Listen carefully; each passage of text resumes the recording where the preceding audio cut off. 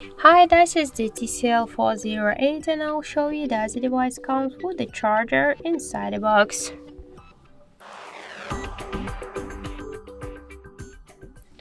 So first let's open the box.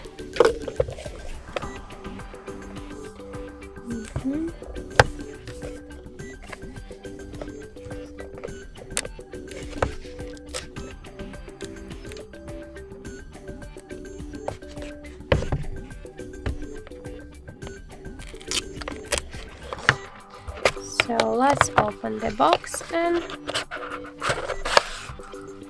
we could see here the USB cable and some paperwork. So unfortunately we have not here just any adapters. So if you want to use the charger with your TCL device, you should buy it separately.